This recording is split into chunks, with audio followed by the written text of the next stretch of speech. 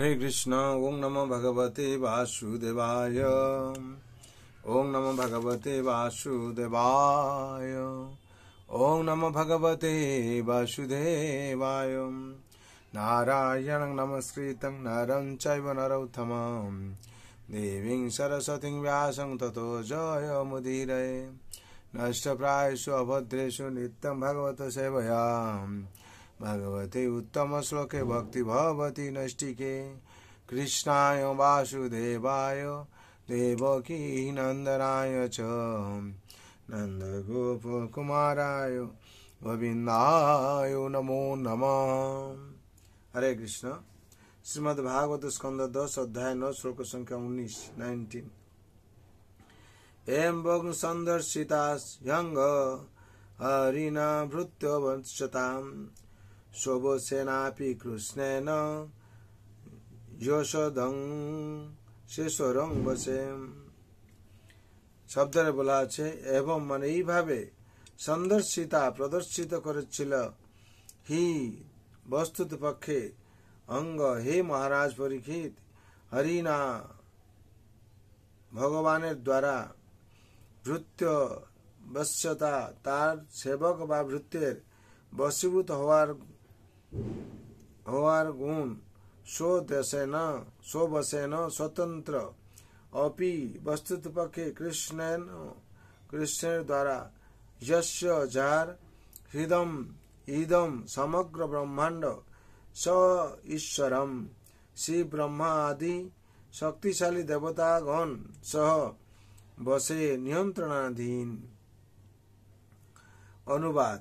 हे महाराज परीक्षित श्री ब्रह्मा इंद्र प्रभृति महान देवतागण सह यही निखिल विश्व जार बशीभूत সেই स्वतंत्र भगवान श्रीकृष्ण এইভাবে তার ভক্তের বশ্যতা প্রদর্শন করছেন। তাৎপর্য। শ্রীকৃষ্ণের এই লীলা বোঝা অত্যন্ত কঠিন, কিন্তু ভক্তরা তা বুঝতে পারেন। তাই বলা হয়েছে দর্শয়ং স্তদিদ্যাং লোক আত্মনো ভৃত্য বশ্যতাম। শ্রীমদ্ ভাগবত 10/11/9। ভগবান এই তাই ভক্তের বশ্যতা প্রদর্শন করেন। সেই সম্বন্ধে ব্রহ্ম সংহিতায় 5/35 বলা হয়েছে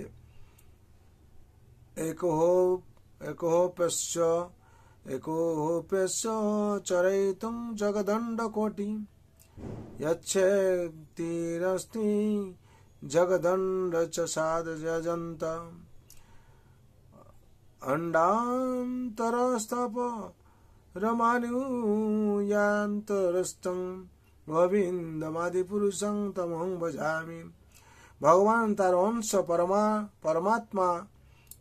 परमात्मार द्वारा समस्त देवतागण सह असंख्य ब्रह्मांड रचना करें, तबुओ तिनि तार भक्तेर बশ্যতা स्वीकार करें।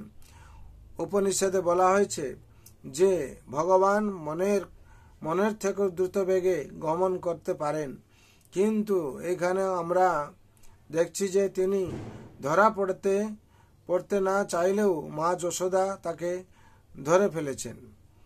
এইভাবে তিনি তার কাছে পরাজিত হয়েছিলেন এবং মা যশোদা তাকে দড়ি দিয়ে বেঁধেছিলেন। লক্ষ্মী সহস্র শত সম্ভ্রম সেব্যমানম। কৃষ্ণ শত সহস্র লক্ষ্মী দেবীর দ্বারা সেবিতা, কিন্তু তা সত্ত্বেও তিনি এক দরিদ্রগ্রস্ত বালকের মতো মাখন চুরি করেন। সমস্ত জীবের দণ্ডবিধানকর্তা যমরাজ কৃষ্ণকে ভয় পান, অথচ শ্রীকৃষ্ণ তার মায়ের হাতে ছড়ি দেখে ভয় পাচ্ছেন। অভক্তরা কখনো এই সমস্ত বিরোধের মর্ম বুঝতে পারে না, কিন্তু ভক্তরা বুঝতে পারেন। ভগবান শ্রীকৃষ্ণের প্রতি অহেতুকী ভক্তি কত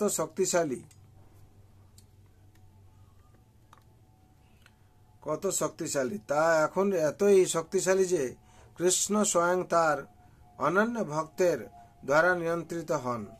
এই ভৃত্য বশ্যতার অর্থ এই নয় যে তিনি তার ভৃত্যের নিয়ন্ত্রণাধীন, পক্ষান্তরে তিনি তার ভৃত্যের শুদ্ধ প্রেমের দ্বারা নিয়ন্ত্রিত। ভগবত গীতায় 1:21 বর্ণনা করা হয়েছে যে শ্রীকৃষ্ণ অর্জুনের রথের সারথি হয়েছিলেন। অর্জুন তাকে আদেশ করেছিলেন, সেনায়োরো ভয়ের মধ্যে রথং স্থাপয় মেচ্যুত। হে কৃষ্ণ, তুমি আমার রথের সারথি হয়ে আমার আদেশ পালন করতে সম্মত হয়েছ। দয়া করে আমার রথটি এখন দুই পক্ষের সৈন্যদের মাঝখানে স্থাপন করো। কৃষ্ণ তৎক্ষণাৎ তার সেই আদেশ পালন করেছিলেন। তাই কেউ তর্ক উত্থাপন করতে পারে যে তাহলে কৃষ্ণ স্বতন্ত্র নন, কিন্তু সেটি হচ্ছে মানুষের অজ্ঞান। কৃষ্ণ সর্বদাই সম্পূর্ণরূপে স্বাধীন। তিনি যখন তার ভক্তের বশীভূত হন তখন তা আনন্দ চিন্ময় রসের প্রদর্শন, যা তার চিন্ময় আনন্দ বর্ধন করে। সকলেই ভগবান রূপে শ্রীকৃষ্ণের পূজা করেন এবং তাই তিনি কখনো কখনো অন্য কারো দ্বারা নিয়ন্ত্রিত হওয়ার বাসনা করেন। শুদ্ধ ভক্ত ব্যতীত অন্য কেউ এই প্রকার নিয়ন্ত্রণকারী হতে পারে না। হরি বল। এখানে বিশেষ করে 19 নম্বর শ্লোকের তাৎপর্য সম্পূর্ণ হলো। বিশেষ করে এখান থেকে আমরা যা শিক্ষা পাচ্ছি, ভগবান ভক্তের অধীন হয়ে যান। ভগবান যে এরকম শাস্ত্রে যে বর্ণনা আছে, অহং ভক্ত পরাধীন হোসত্রৈব দ্বিজ সাধু গৃহস্থ হৃদয় ভক্ত জনা প্রিয়া। ভক্তজনের প্রিয় ভগবান, যে কি ভক্তর অধীন হয়ে যান। আর বিশেষ করে গীতাতে বর্ণনা করা আছে, ভগবান বলেছেন, ভক্ত মাম অভিজানন্তি জবান চস্মিনী তত্ত্ব মাং তত্ত্ব জ্ঞাতা বিশ্বতে তদন্ত। ভক্ত বুঝতে পারে ভগবানকে, আর ভগবান কিরকম ভাবে লীলা করছেন, কি করছেন, কেন করছেন, ভক্ত একমাত্র বুঝতে পারে। ভক্ত ছাড়া ভগবানকে আর কেউ বুঝতে পারবে না। তার জন্য ভগবান বিভিন্ন জায়গায় বলেছেন এই ভক্তের কথা। শ্রীকৃষ্ণের এই লীলা বোঝা অত্যন্ত কঠিন, কিন্তু ভক্তরা তা বুঝতে পারেন।